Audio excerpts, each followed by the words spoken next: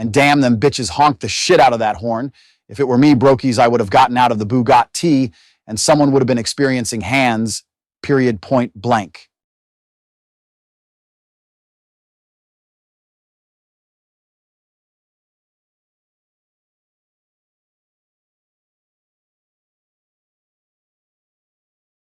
Copacabana, the very name itself, provokes images of beauty, sand, and ocean. The magnificent jungle-clad mountains rise from the ocean and seem to blend into the beautiful bend of Copacabana Beach, now a world-renowned hotspot for tourists from around the world. The neighborhood lives up to its nickname, a Princesina do Mar, or Princess of the Sea. Copa, short for Copacabana, is a paradise with stunning beaches, lively streets where the party never seems to stop. Apart from being Rio's egalitarian and eclectic neighborhood, romance and glamour are its obvious trademarks.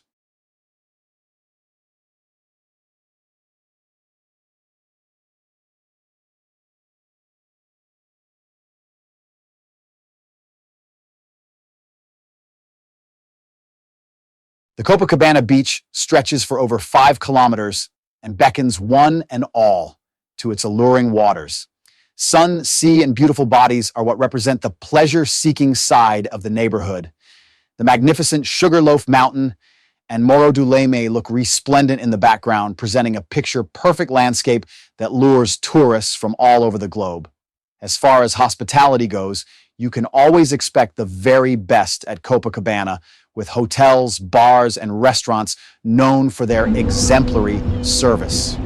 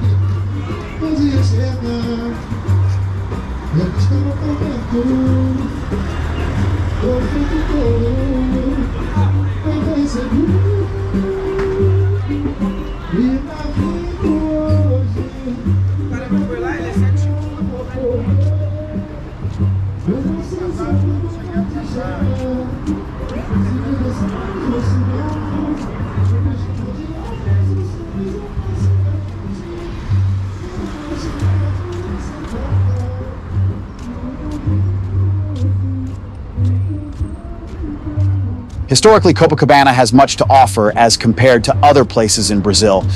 The region around Sugarloaf Mountain, known as Guanabara Bay, was a French colony under Villegagnon in 1555. The area in front of the bay is now a naval academy. The Portuguese took over in 1566, changed the name to São Sebastião, and eventually renamed it as Rio de Janeiro, and the capital of Brazil in 1763, until Brasilia took over that distinction recently. The region was home to the first Protestant settlement, with the population growing steadily only in the early 20th century.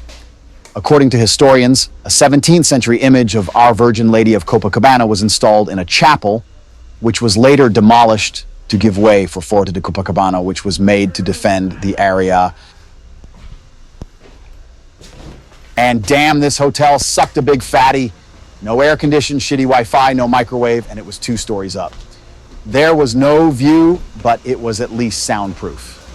Ask me how much it costed and the name of it in the comment section below so I can get a sense of your comprehension and viewer retention level. Historically, Copacabana has much to offer as compared to other places in Brazil. The region around Sugarloaf Mountain, known as Guanabara Bay, was a French colony under Villegagnon in 1555. The area in front of the bay is now a naval academy.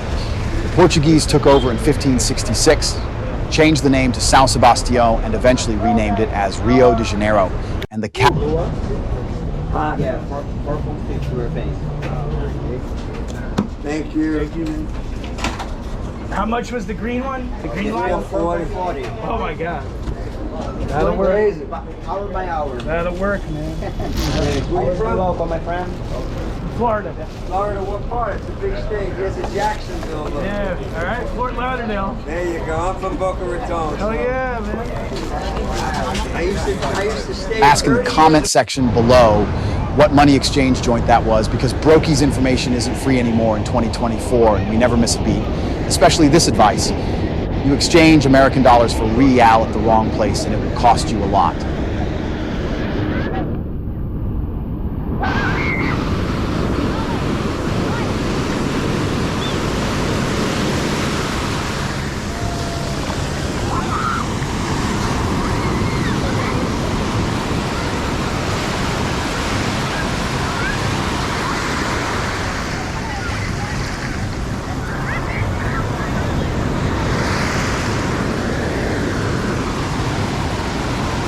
Capital of Brazil in 1763, until Brasilia took over that distinction recently.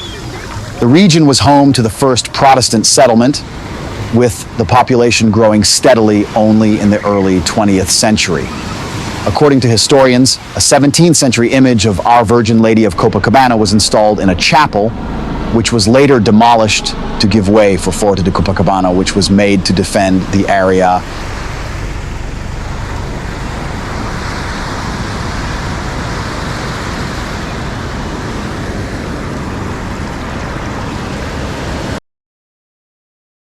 Put those raspberries on the size of this room in the comment section below. Brokies, I can't wait to hear them. Yup. Sleeping in a closet had nothing to do with this experience, believe you me. Taking a late afternoon snooze in a telephone booth would be an upgrade on this cog saga of a place. Put my cat from home on a plane to here? Hell, I couldn't swing a pet flea up in this thing. Bring a girl I pulled from the Copacabana boardwalk up to lay. Fuck, I couldn't swing getting a blowjob from a Brazilian midget. The place is so tiny.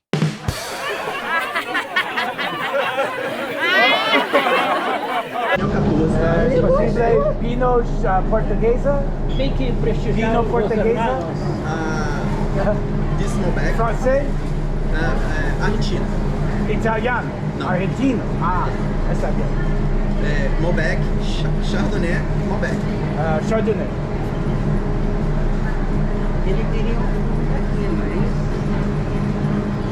Salut. Salut? Salut.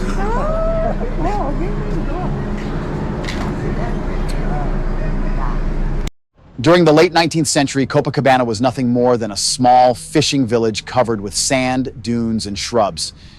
With the construction of Túnel Velho connecting the area to Botafogo and downtown Rio, Copacabana began to grow with the inauguration of Ave Atlantica along the beach.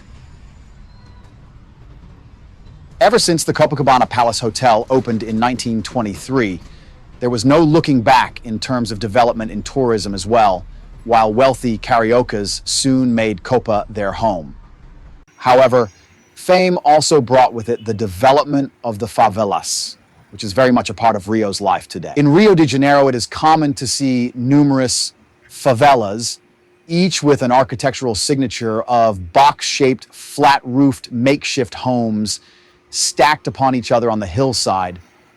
In poorer areas, especially in the north of Rio and indeed the north of the country, the housing tends to be more frayed at the seams. We scratch the surface of favelas and discover some of Rio's safest and most dangerous favelas. Favelas first appeared in the late 19th century, built by displaced soldiers, and later occupied by homeless former slaves. Favela growth reached a peak in the 1970s when many people moved from the countryside to the cities to take advantage of the economic growth of the country. Many, having no place to live and little money, moved into favelas. The word favela comes from the name of a tree in Bahia that is known to irritate the skin after touching it. The soldiers that originally built the favelas came from Bahia and named the first favela after this tree, unknowingly creating the name that people would use for years to come.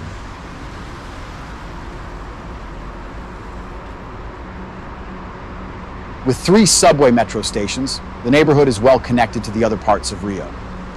Atlantic Avenue connects to the beachside, while Nossa Senhora de Copacabana connect with the other 24 streets that form the 3 major arteries. The subway is safe and reliable, so tourists do not have a problem getting around the neighborhood. Taxis are also easily available. If you plan to rent a car, it would be prudent to engage a driver in order to get around the city, which is known for its chaotic traffic in certain areas. One of the main reasons why visitors come to Copacabana is undoubtedly the beach. Sunbathing beauties, bars, restaurants. This is truly a beach lover's paradise. The beauty of it all is you get to see people from a variety of lifestyles, either strolling, exercising, roller skating, or simply basking in the sunshine all through the day. From businessmen to entertainers and fun seekers, Copacabana Beach has room for everyone.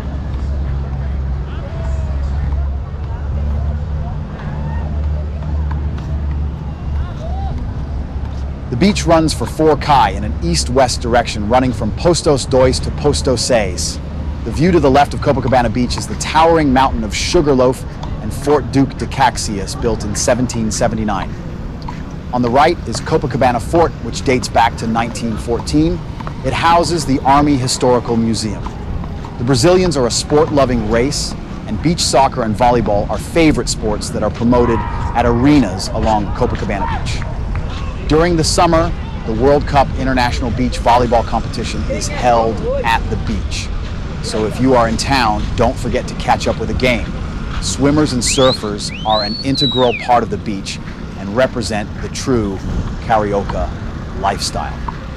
While sunbathing may cease in the evenings, the beach comes alive at night with many of the barracas or beach bars doing brisk business through the night. Most beach kiosks are open around the clock, offering some of the most delicious traditional snacks, caipirinhas, a local alcoholic beverage, and also cold beer. This is a great place to pick up some small souvenirs to take home. The beach isn't short of entertainment too. You will find magicians, tattooists, and jugglers all trying to be at their creative best. The old Copacabana Chapel made way for Forte de Copacabana, which was built in 1908. Formerly a military establishment, the fort is now a cultural center where visitors are welcome. The view of Copacabana Beach from the fort is simply astounding and a great place to take photos of Arpoador Park, Ipanema, and Leblon as well. The highlight of Rio's New Year's Eve festival is fireworks that are set up along Forte de Copacabana.